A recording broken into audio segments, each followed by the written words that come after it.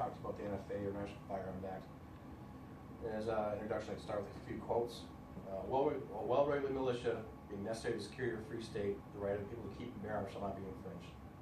Another one is a well-regulated militia composed of the body of people trained in arms in the best, most natural defense of a free country. That was written by James Madison in 1776 on a little piece of paper called the U.S. Constitution. Keep that in mind as we talk a little bit. Now the NFA, like I said, is the National Firearms Act. That was enacted in 1934. The reason they enacted this was because of crimes as the St. Valentine's Day Massacre. You guys all heard about that. They lined up against the wall, shot vicious police officers. That was they used those guns as automatic. They were automatic weapons in that crime. Excuse me. Now in 1968, they amended those definitions they amended the Act to include new definitions. The definitions of a machine gun, according to Encyclopedia Britannica, is a small arm operated by a mechanism able to deliver a rapid and continuous fire of bullets as long as the trigger is pressed. That means I take the gun, I pull the trigger, bullets come out without having to reload or anything, okay? Now the ATF lists this as, bear with me here, any weapon which shoots, is designed to shoot, or readily restored to shoot automatically more than one shot without manually reloading by a single function of the trigger.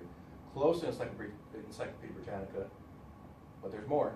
A frame of a receiver is any such weapon, which means the actual components of the gun in its form.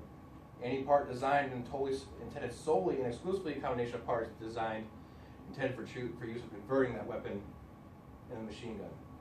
Yeah, you guys still follow me? Any combination of parts which machine can be assembled, and such parts are in possession. So in possession of you have these parts in your person. Now that means the parts is a sear. So if you have an automatic sear, it's now a machine gun. If you don't have the right paperwork, that means that's illegal. These definitions are pretty important, as it seems like the NFA and the ATF and the government wants to control these arms against our rights to have them. You guys following? Now, why is that? Why do they have so many definitions? Well, I mean, loopholes, all that kind of stuff. Lawyers talk about this stuff all day. Legislature talk about this stuff all day. I'm not here to really talk about that. What I'm talking about is how it's obsolete now. Now with those definitions, let's talk about the effectiveness of automatic weapons.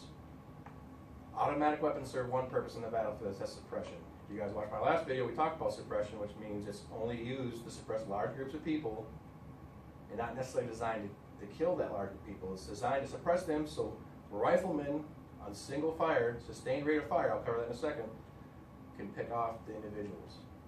Now, sustained rate of fire, every infantryman or every soldier like myself the last 16 years of my life was designated to that sustained rate of fire, 12 to 15 rounds a minute of aimed fire, well-controlled fire. If that was me, and there was a guy, a bad guy, let's use that term, a bad guy here, picking guys off on automatic fire, I can move and get out of the way. Now, if he's out there on semi-automatic fire, 12 to 15 rounds per minute, sustained rate of fire, he is more likely to kill more people than it is on automatic fire, just because of the muzzle rise, ammo capacity, that kind of thing. So when we talk about the effectiveness of automatic weapons in crimes, let's talk about actual crimes using NFA guns. Now, up to a certain point, his name was,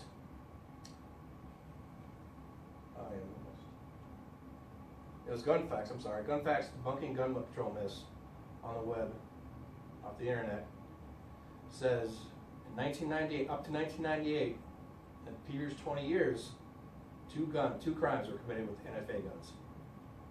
2 crimes. And they were both by police officers who were allowed to have them. Any other gun crime was committed with single shot allowable guns. Some other gun facts written on this here, with debunking gun myths, was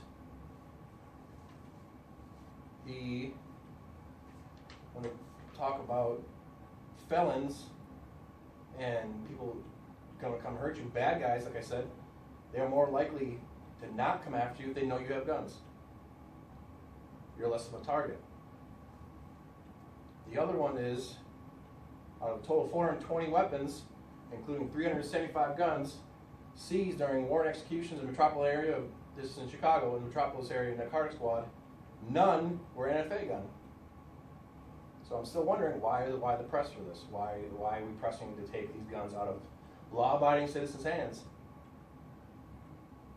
but it's still allowing everyone else to have them? How are we leaving the playing field?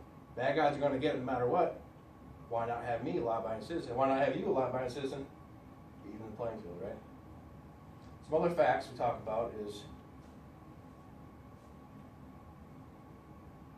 here you go, gun prevented, estimated 2.5 million crimes a year. They prevent 2.5 million crimes from happening. 6,849 every single day. Guns do that. Some other ones here is, something I talk about is those facts. The other thing I want to talk about is NFA is not the answer. I don't think it's the answer. NFA uses fear-mongering, fear tactics, words like machine guns, destructive device, silencers. What's wrong with, not suppressors. No, suppressors don't exist. Silencers. They use these terms to scare us, to scare people who don't know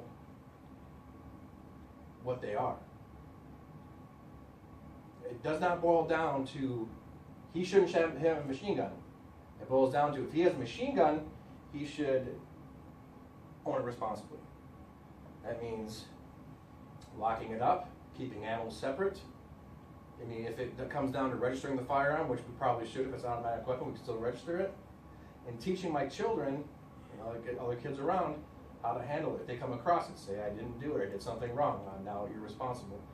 Teaching my children that the gun isn't safe. It's dangerous, don't play with it, along those lines.